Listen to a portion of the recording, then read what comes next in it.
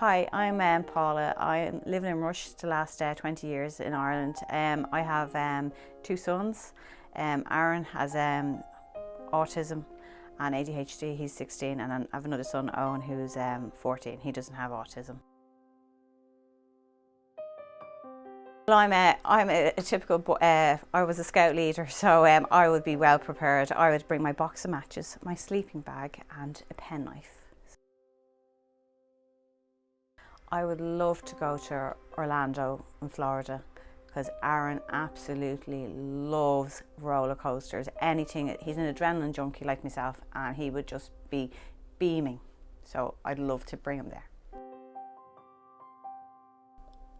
Last year I discovered mindfulness and it's brilliant. Like you think it's a real religious kind of thing, but it's just so calming. It calms you from your head right down to your toes. It's the best thing ever.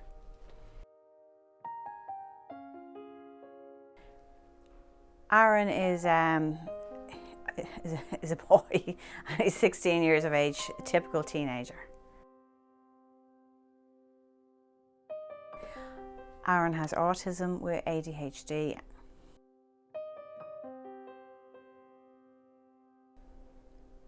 I agreed with the diagnosis because I seen him sitting on the swing in a world of his own when I was heavily pregnant on my second child, and I just didn't know the word for it, but his granny told me what it was, so yeah. I think they were in shock at first, but yeah, very accepting and very, very helpful. My initial feeling was, okay, it is what it is, let's learn to deal with it.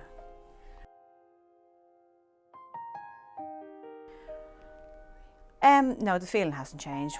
You know, you just have to get on with it, and you know, we're living our life around him, and I don't stop him from doing stuff just because he has autism.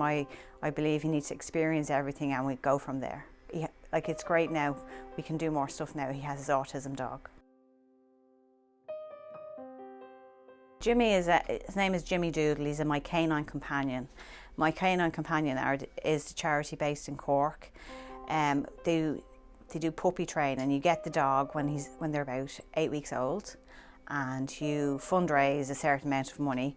But the dog builds up the companionship with the child, and you know, the bond starts from then. And you go to training classes and your life gets so much easier. Like, the dog is there to keep your child safe. He's there for sensory issues. You know, the dog knows what the child needs. Every friendship, they become like their best friends. The dogs adapt to the child's needs. I met a girl who had a dog. I met her in the shopping centre.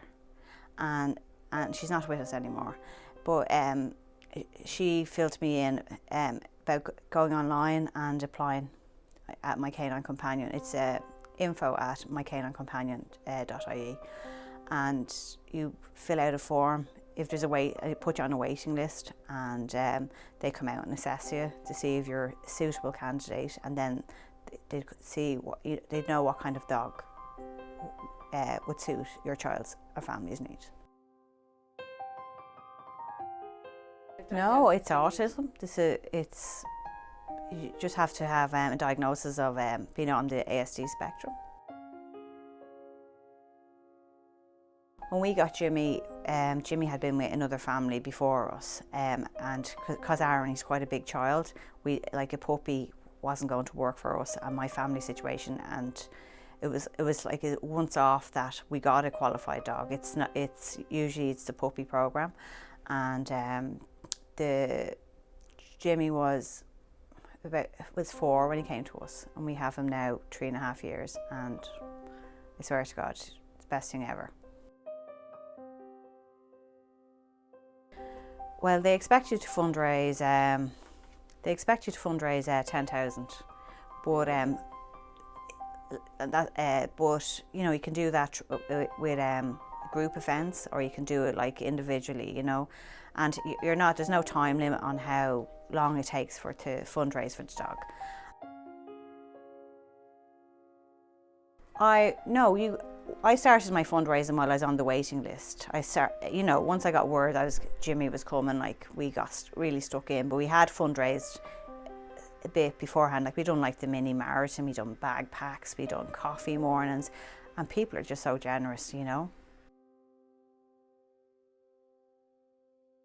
My hardest part for me is like Aaron enjoys his own company, but I'd love him to have a best friend. Aaron has had play therapy, he's had occupational therapy, he's had speech and language therapy. I'm lucky that he's under Beach Park Services. So in school, if he requires services, the teacher can apply for it. But I have had many of the consultants in my home, you know, on many occasions, and yeah, they've really helped him. Like he's come a huge way from a child who lost all his words at 18 months and only learned to speak again through starfall.com and through music. He started talking again in play school in St Helens. He had a wonderful play school teacher, and there was a guy they used to sing the ABC at the end of every class, and that used to drive one of the kids mad, and Aaron thought that was hilarious. So the guy who sang ABC was missing one day, so Aaron decided, right, I'll give this a go. He sang it and we haven't looked back. Just to annoy the child who hated it. But it is funny. Aaron even like with writing. When he was 5, he'd no interest in he never really liked to do something unless he could do it perfect. Well, Aaron he's been to 2 different units, and then eventually he got a place in Abacus because we done his education psychology report to see what kind of secondary school would be more suitable for him, and he couldn't unit in a mainstream for going through the same door as other normal children would not work for Aaron's out on his own, and we got a place in what would be the equivalent of sixth class in Abacus and Kilbarrack, and he's in a class with 5 or 6 kids, and it's nearly 1-to-1 ABA, and the child's just come on heaps and bounds. He's now working on his applied junior cert. I applied years ago when he was about 5 or 6, and I was on a waiting list for a long time, and we can't. I got told by a TD that the special needs school, he needed a special school, and he says like there's none in the area. I told him there's none in the area. I said, so like you can't try and tell me that Abacus isn't outside my area. That's the closest one to me, and a place came available, and within a few weeks all fell together. Like, you know, he needed more 1-to-1. He was doing the Teach program in Kilcoskin. He needed more than that, you know what I mean? He needed a more 1-on-1, and now he's doing great work independently at his desk, you know, and he follows a schedule and he knows what he can work for, and he's taking a big interest now. It used to be the iPad all the time in school he'd work for, now he's working for to do art. So if the internet's not working or his iPad isn't working, or if we pass by a DVD shop and he wants to go in, and when he was younger he'd be like a sack of spuds on the floor and I'd be pulling him by the legs, and yeah, it was hard work. Poor Nana nearly broke her neck with him on several occasions. If he's seen a DVD in the shops, he wanted to have it. Like now we love going to Tesco's because Tesco's don't have any DVDs or Xboxes in Russia, thank God. But now, and also we have Jimmy as well, so he's attached to Jimmy when we go into the shops, so he knows we do our stuff first, and if it's a treat day, he can have a treat.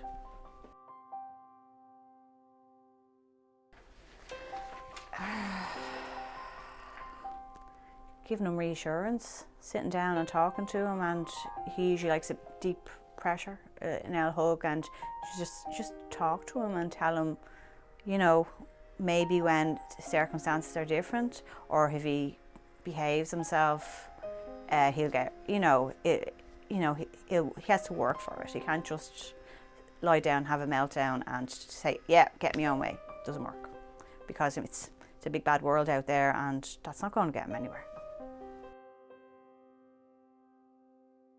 Oh, he hates sports. He'd do anything rather than go for a walk. And food, it went to a stage where he hates every single vegetable. He won't eat meat. He'll only eat sausages, chicken, any kind of chips. He'll eat a pepperoni pizza.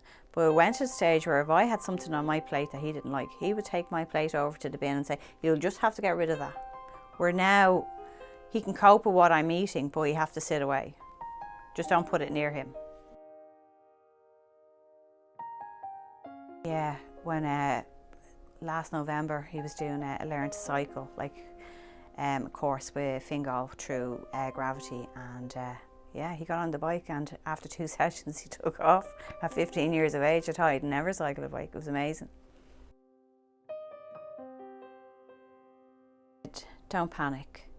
Take a few minutes back. A sense of humour get you through most of it.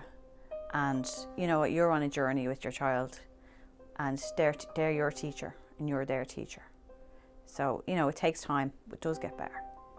Come on, Aaron, come on, Buster.